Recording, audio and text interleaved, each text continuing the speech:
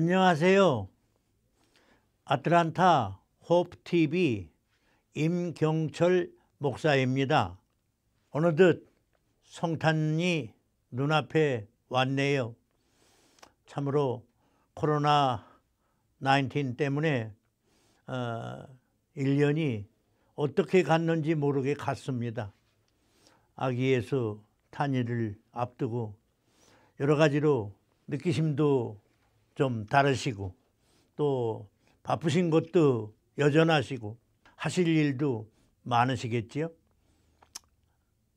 전에 성탄절 맞이해서 그렇게 기쁘고 그렇게 열심히 복음을 전하던 일이 참 가마득하게 느껴집니다. 생각이 납니다.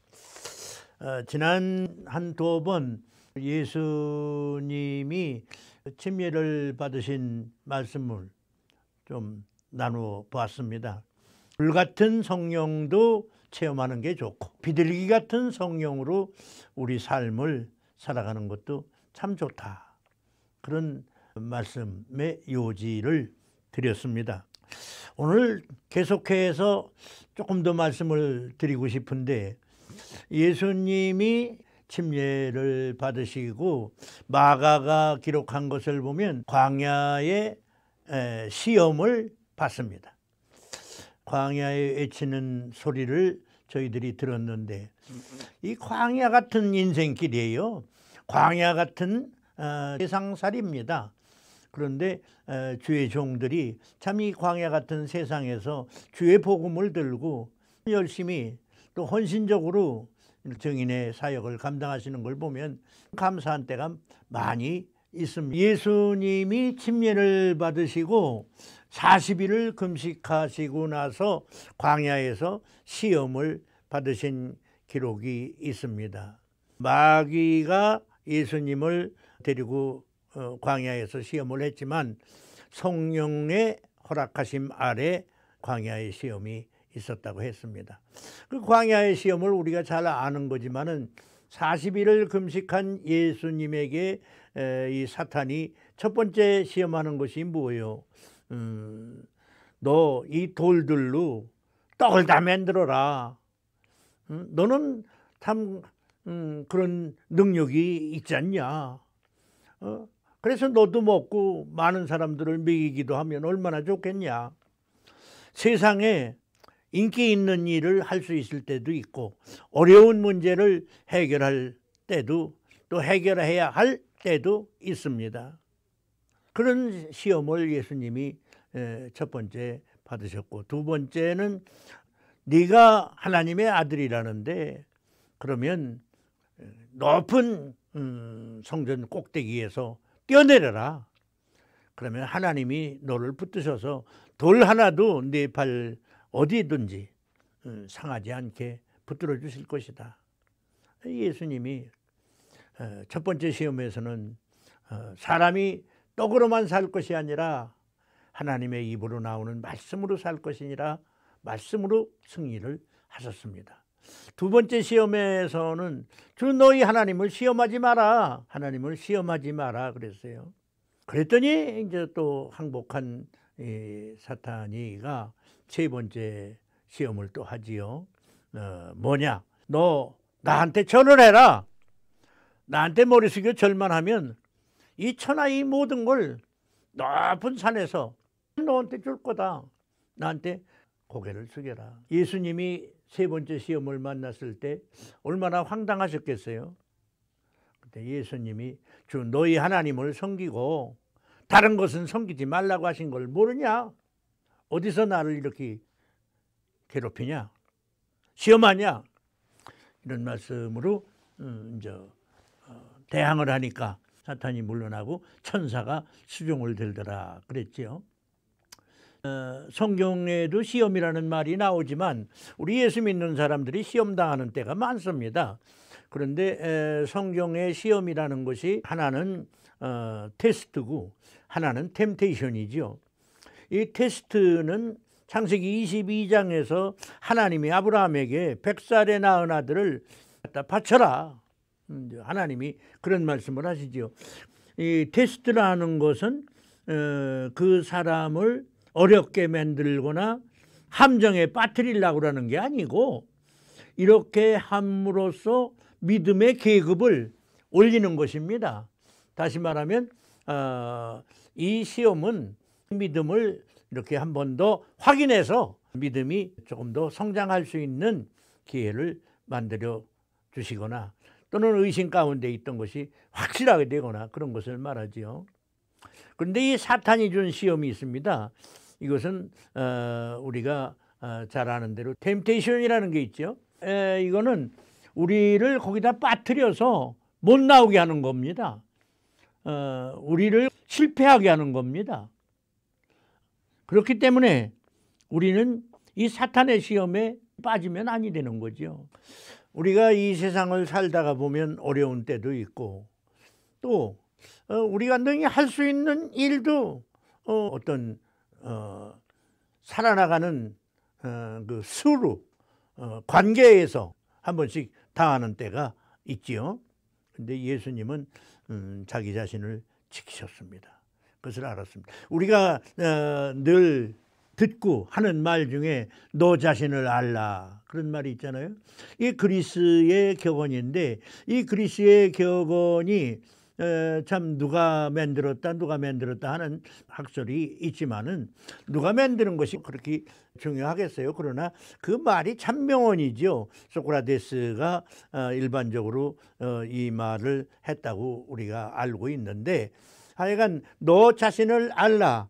이렇게 인생을 살아보면 역시 자신을 아는 것이 어려워요.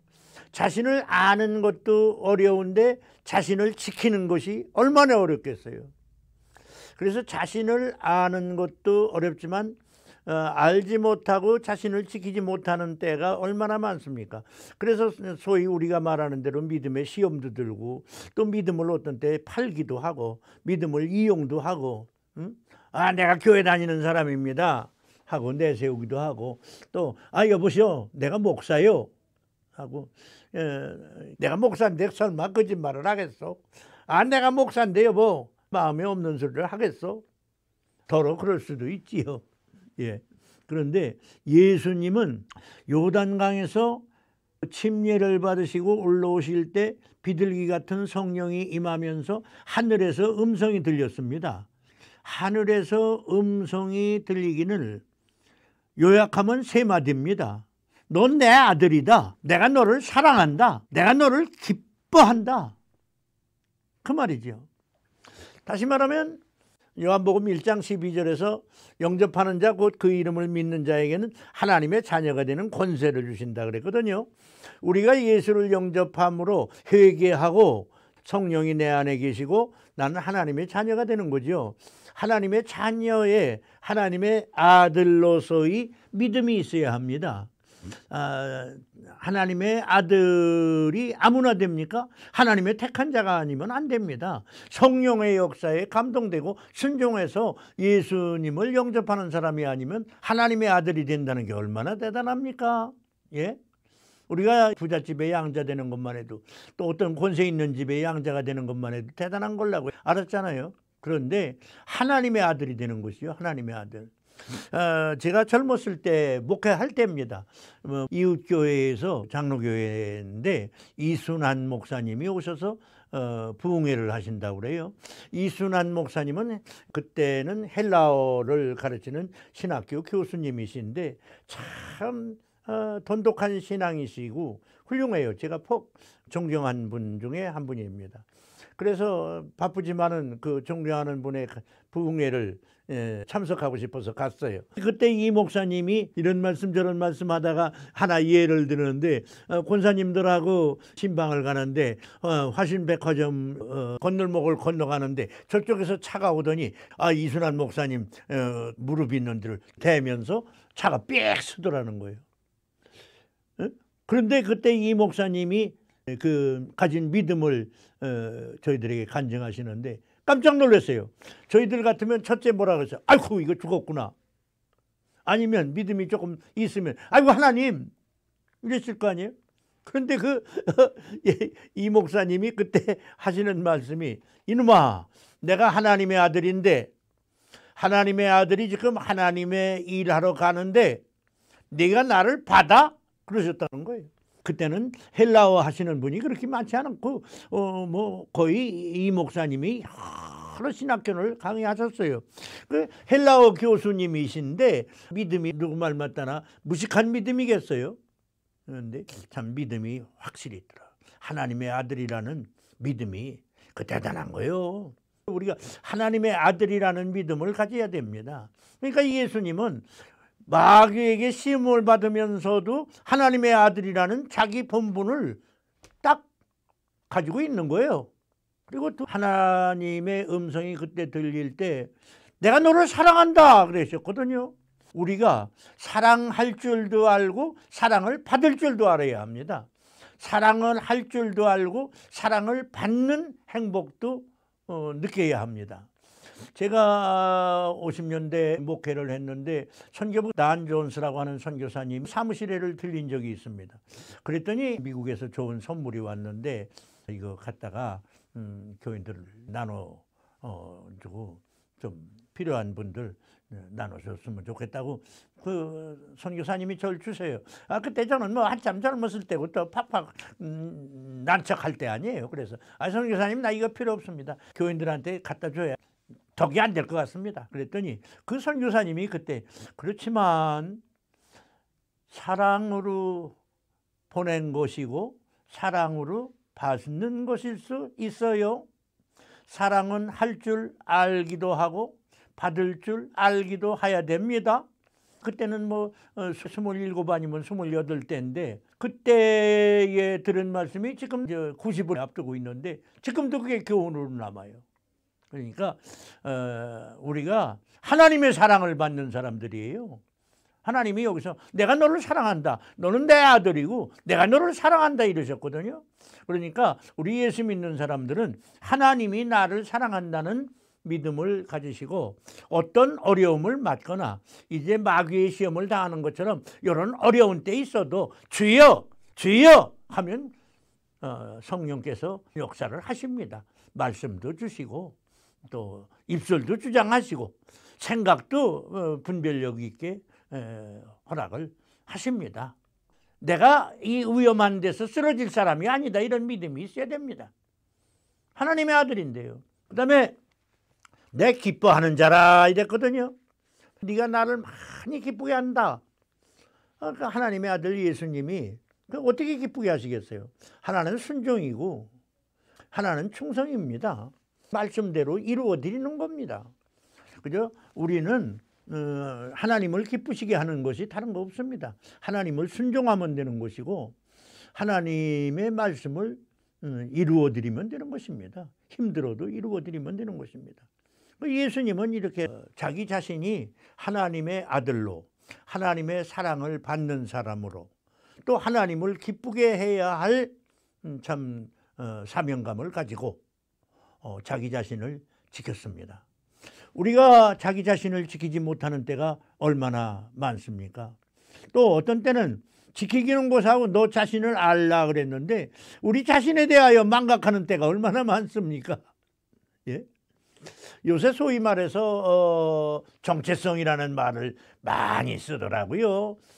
교회에서도 쓰고 단체에서도 쓰고 뭐 정치하는 사람들도 쓰고 뭐 정체성 하는데 우리의 정체성이 뭡니까? 하나님의 아들입니다. 우리는 하나님의 아들의 본분을 지킬 때 마귀가 쫓겨나가고 천사가 와서 수종을 들지 않았어요?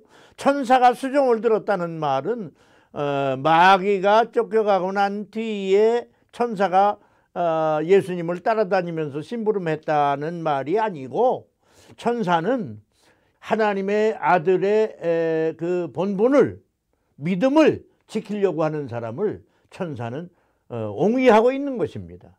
하나님이 지키고 있는 것입니다. 우리는 자기 자신을 알고 자기 자신을 지킬 줄 아는 사람이 되어야 됩니다. 우리는 목사나 교인이나 자기 자신에 대한 하나님이 주신 은사, 하나님이 주신 자기 자신을 지킬 줄 알아야 합니다.